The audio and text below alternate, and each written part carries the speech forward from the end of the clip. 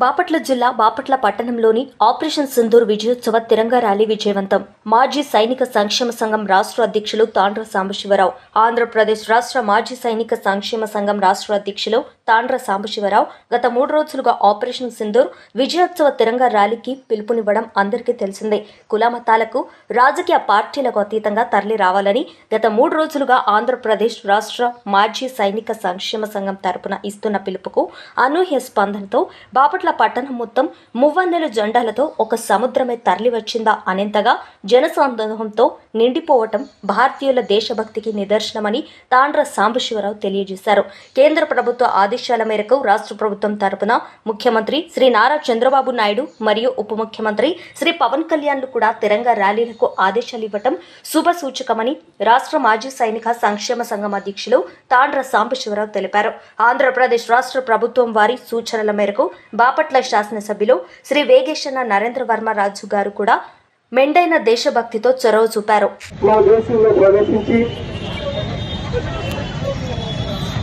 కాశ్మీర్ లోయలో విహారయాత్రలకు వెళ్లిన భారతదేశ పౌరుల్ని,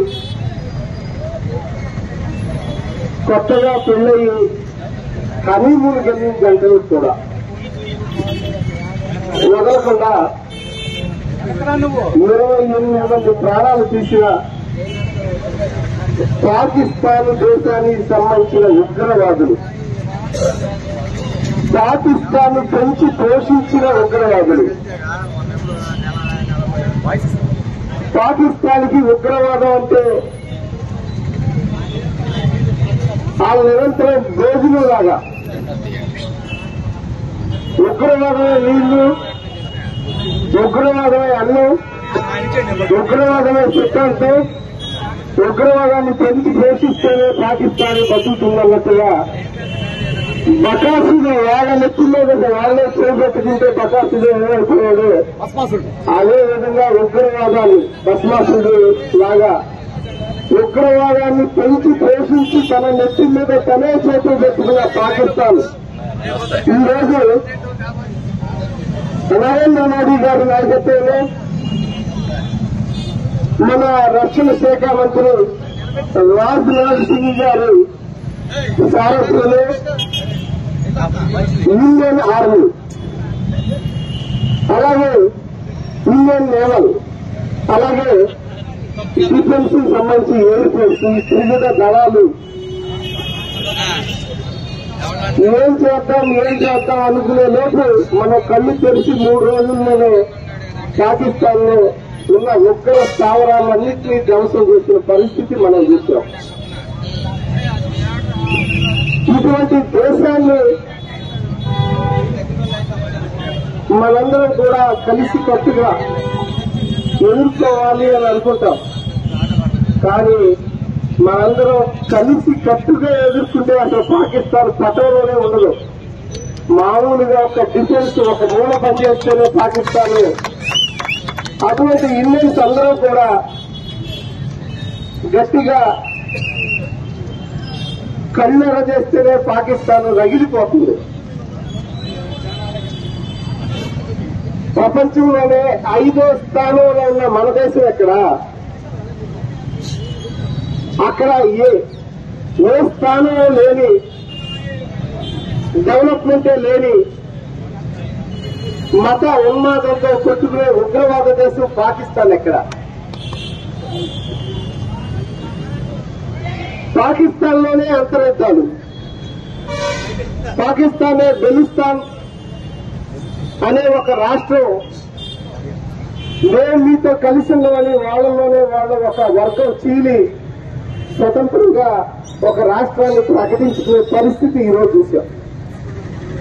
వాళ్ళ దేశంలో వాళ్ళు ఉన్న అంతర్యుద్ధాలు వాళ్ళు అడవలేరు, కానీ అమాయకులైన 28 మందిని చంపారు.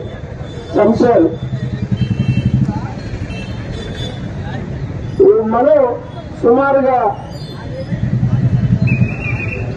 లెక్కకి రాకపోయినా కూడా 100 మంది పైగా ఉగ్రవాదులను మట్టుబెట్టిన పరిస్థితి మనం ఈరోజు చూసాం. కేవలం 3 రాష్ట్రాలు. మనం 3 రోజుల్లోనే ఇంత వేస్తే మనం ఏమి నష్టపోవాలా? బాగా అయితే కొంతమంది సైనికులు నష్టపోయాం.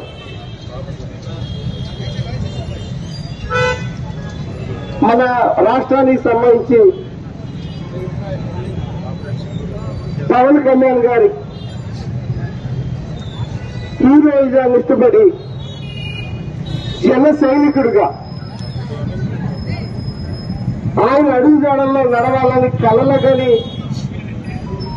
ఆర్మీ డ్రెస్ కోసం అహర్నిశలు కష్టపడి వెళ్లిన మురళీ నాయక్ ఈ రోజు మన మధ్య లేకపోయినా దేశం కోసం పోరాటంలో అసూలు వాసిన ఆయన ప్రాణ త్యాగంతో ఆ మురళీ నాయక్ ఈరోజు అందరి గుండెల్లో దేవుడైపోయాడు.